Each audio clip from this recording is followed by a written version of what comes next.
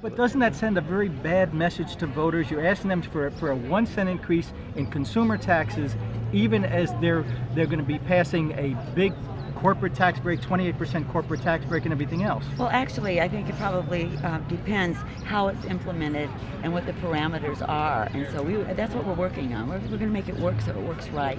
Certainly, we can't go in and ask the voters for a 1 cent temporary sales tax and then turn around and give that all away in tax cuts. So it has to be implemented properly. But we have got to be competitive with those surrounding states in order to get those businesses to come here to do jobs. So I think it's all about how we do it and when we do it. You're talking about delaying it for a number of years, and then you could support it. Is that what you're saying? Possibly, yes.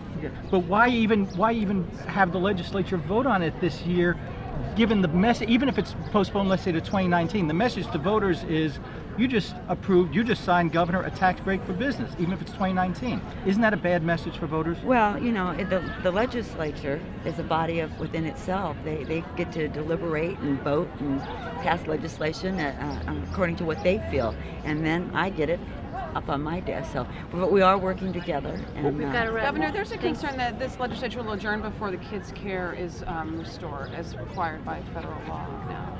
Oh, I don't think that'll happen. I think that we will restore kids' care. I don't think there's any question. What do you think about about the new version of the tax cut bill that would take away the portion for individual tax cuts?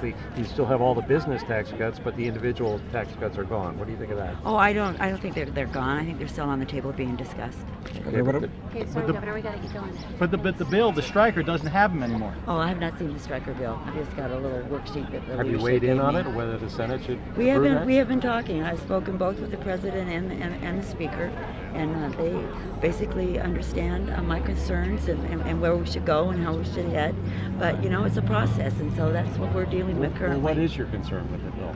Well, I want to make sure that it's implemented properly and that it does make us competitive in order to create jobs here in the state of Arizona to get our economy moving forward.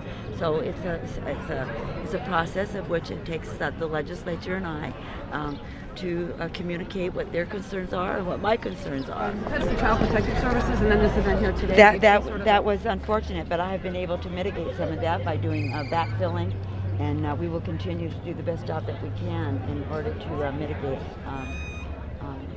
some of the pain that has taken place in the state. How would you do that? Well, we're backfilling with some dollars.